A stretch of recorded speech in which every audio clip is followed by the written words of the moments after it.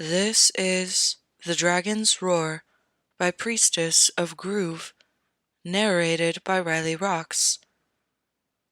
I'd like to make a note here that there's a trigger warning in effect for this chapter, as there is a retelling of an assault. Please check the timestamps below and skip this section of this chapter if that's something you are not comfortable with. Chapter 52, Arya 2, Cersei 1. Arya clutched the edge of her window as she looked out of it longingly. She could hear the telltale clang of swords, but the training yard was not within sight of the maiden vault. She itched to go to the yards, but she dared not leave. Her father had sent her to bed without dinner last night, and she was expected to remain in her room until he retrieved her. I am angry and embarrassed. You are a daughter of House Stark. I will not tolerate this disrespectful attitude towards your king, and to do so blatantly in front of another lord of Paramount's house is unacceptable. Her father glowered at her once they returned to their rooms. I don't want to be a lady. I don't want to marry. That's not who I am, and John knows that. He slammed his fist down on the table. His name is Aemon. You will refer to him by his proper name. Sansa was sitting at the table, with her hands properly folded, and while she was not looking at Arya, she had a small superior smile on her face. Arya clenched her fist to keep herself from wiping it off with a slap. Robb was also sitting at the table, appearing contrite and awkward, as if he was the guilty party. When she looked at him for sympathy, she found none there. She trembled with rage, barely holding her tongue, but she could see he was out of patience. Father had never been this angry for as long as she could remember. You are to be a lady. As a lady of a great house, it is your duty to marry, and you will marry as your king commands. Now, go to your room. I suggest you spend your time thinking about the ways you have failed your house. I will retrieve you when I think you're ready to do your duty. And with that, she stomped out of the room and slammed the door, before throwing herself onto her bed to cry once more. Nymeria whined and tried to lick the tears from her face, but her grief was too much to take any comfort in her direwolf.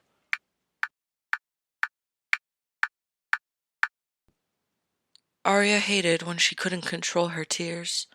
Only ladies cried, and she was no lady.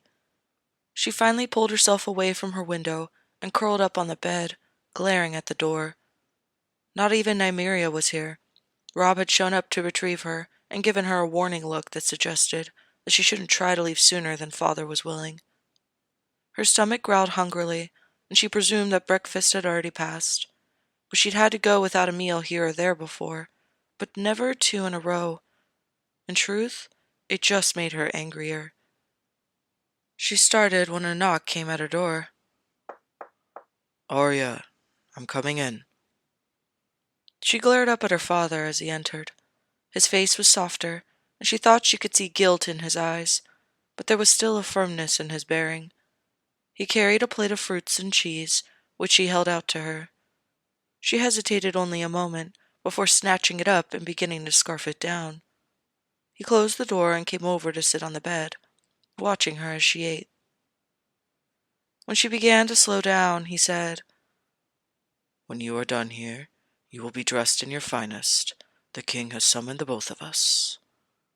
The grape in her hand froze halfway to her mouth as she stared at him. You will be on your best behavior. You will address the king as your grace. If you do not do this, I will take your sword away for good. But it's mine! The king gave it to me! Her father glared down at her, and she recognized the angry jut to his jaw that was so similar to her own.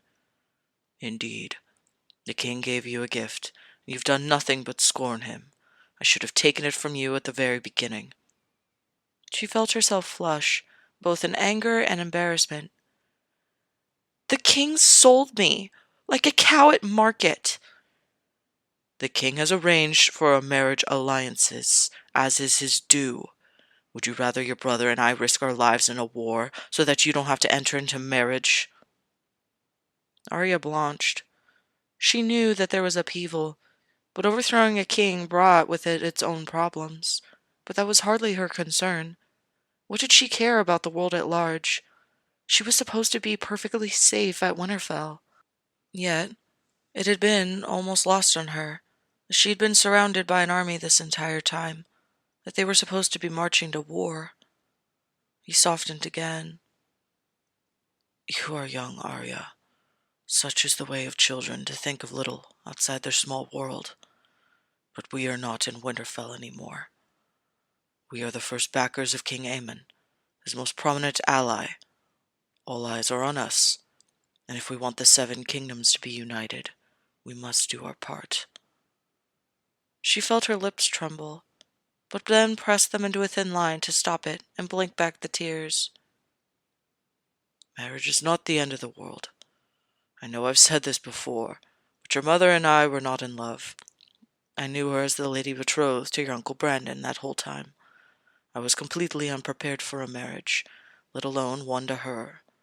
It wasn't easy, but we came to terms with it, and in time, our love grew.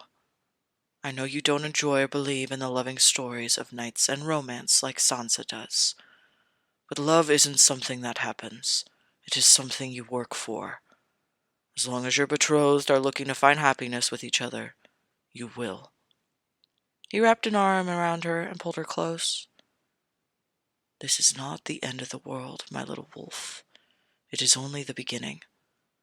I will send in a maid to help you dress. Once you're ready, we shall see the king." She nodded, unable to speak as she fought with the emotions trying to overwhelm her. How would she have actually felt if Father or Robb had actually gone into battle? And Jon?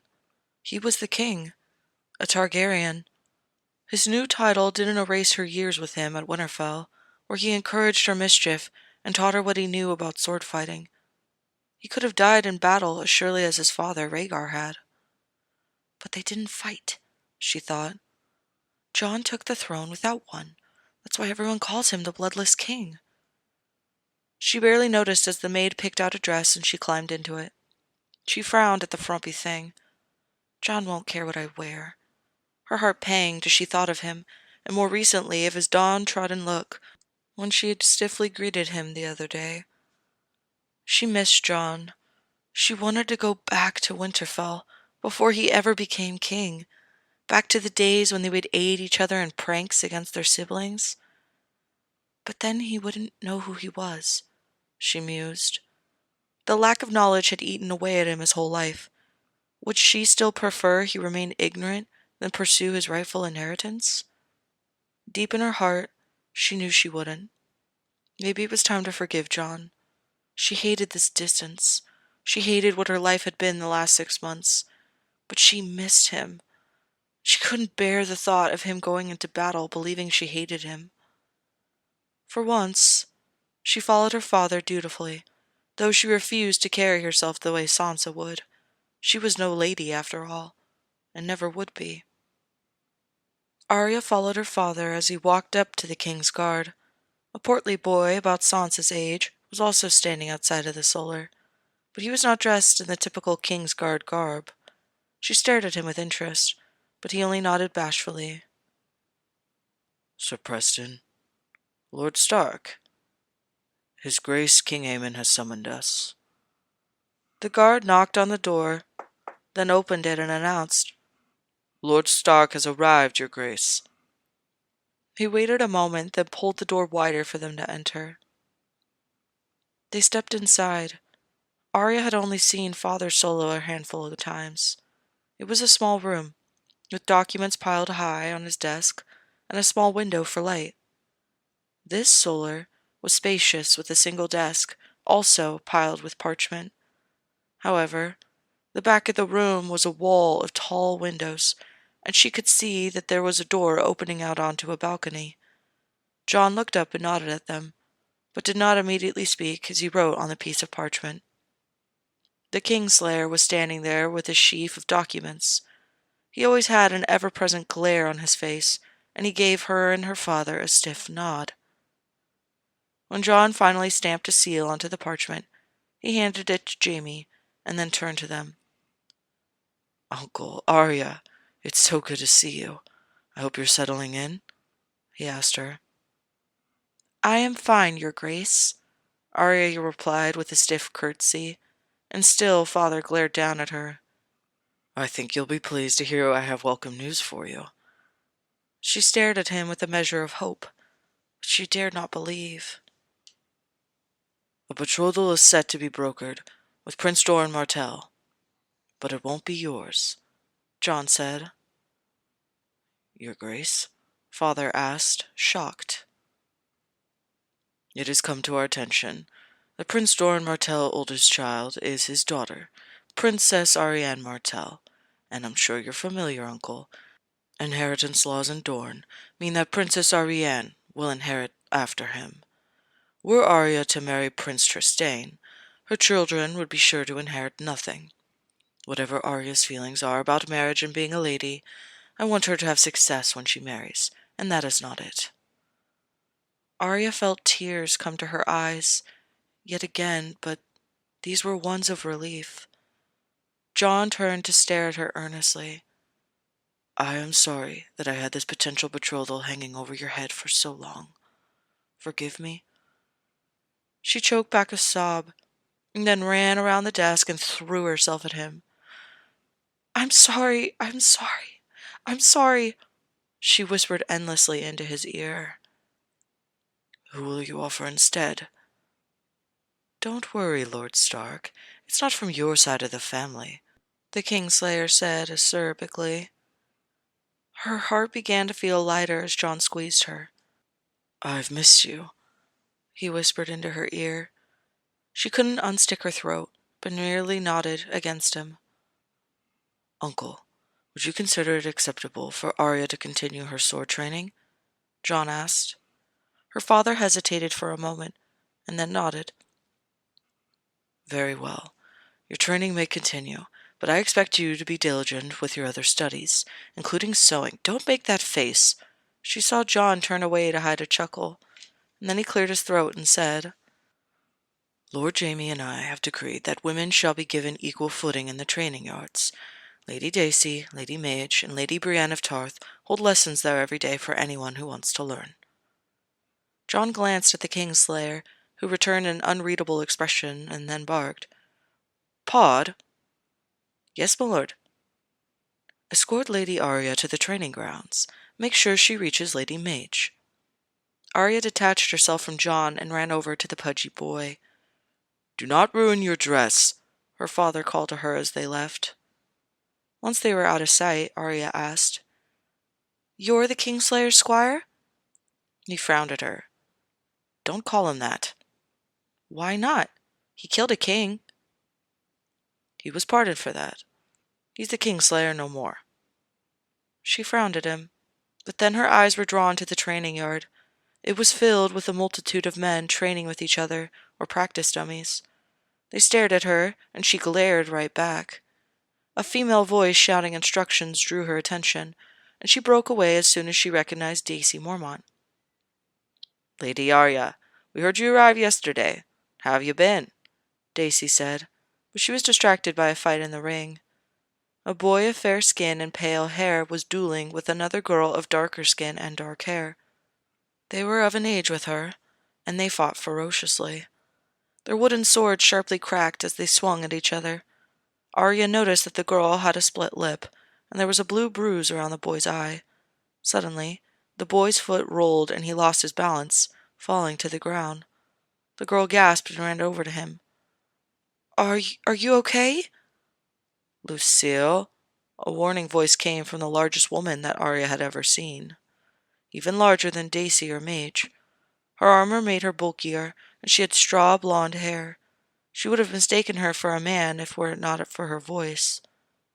The girl sighed and tapped the boy's neck with her wooden sword point. "There, kill point. Are you well?" The boy grinned up at her. "Well fought." "That was hardly fair. You fell." "Not all fights are fair," Daisy barked. You take your advantage when you have one. The girl has a foreign style. You did well, Lord Dane. You're improving, a gruff man who had been standing at the edge said. Thank you, Sir Beric, the boy replied. His knight turned to leave, and he scurried off after him. The other girl noticed her and walked over. Good day, milady, she said with an attempt at a curtsy, even though she was wearing breeches and a tunic. I'm no lady. I'm Arya. And I'm Lucille. You want to fight? Arya grinned back at her. Cersei, she screamed. Her lips were peeled back from her teeth in a rictus of agony, but at the same time, the corners were upturned manically. Finally, finally, it is my time, she thought. A pair of handmaidens bustled around her, mopping her forehead and speaking soothing words of encouragement. She would have snapped at them, had she had any energy to spare, but she was devoted to bringing this babe into the world. Cersei hadn't quite believed the pregnancy had caught when she started vomiting during the travels to this horrid island. The barbaric North hadn't seen fit to make smooth roads, and she found the bumps jostling of her carriage caused her stomach to roll. It had taken more than once for her fool of an uncle to impregnate her on every single occasion. But of course, Jaime only needed once, her handsome, virile Jaime. She felt tears leak down her face as she thought of him. He would never abandon our child. Once he hears of its birth, he'll be begging to have me released from my cage. It was one of the few thoughts that had kept her going all these months.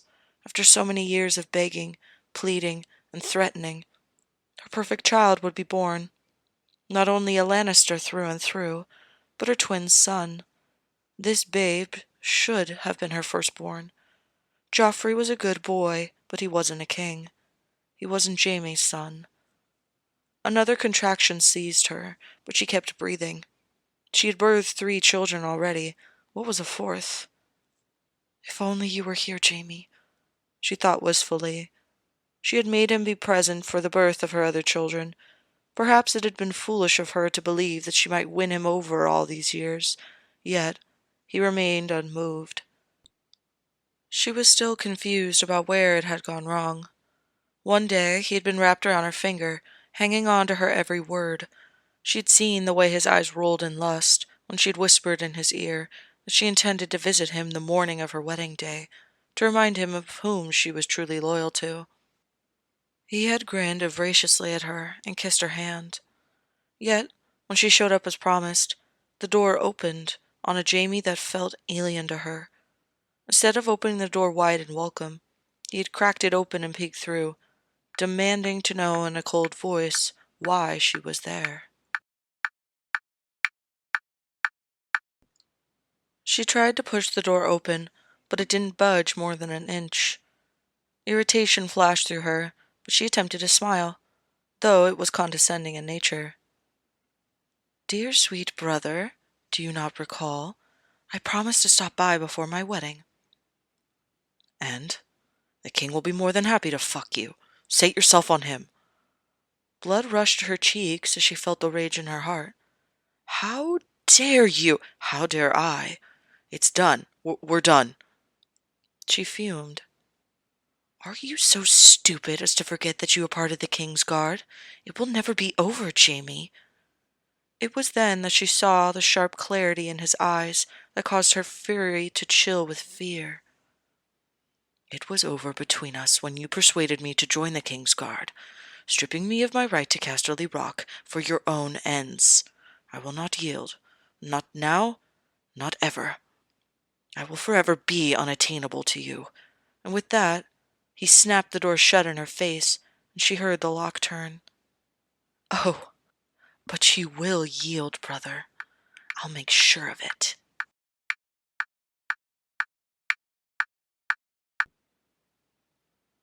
It had taken 15 years, she would admit, with some grudging respect, that he had held out that long. She almost couldn't believe her good fortune when he lay unconscious from his wounds. A man's body still worked, even in sleep. so it was only a matter of coaxing it. Perhaps he'll realize the error of his ways and come back to me, she thought with some satisfaction. She had felt vindicated as his cock hardened under her ministrations. His words said one thing, but his body said another. When she saw him stirring, struggling against the heaviness of sleep, she had been elated. Of course, fucking would bring a man like him back from the edge of death. It was dismaying when he had shouted protests at her. It is simply propriety, she told herself.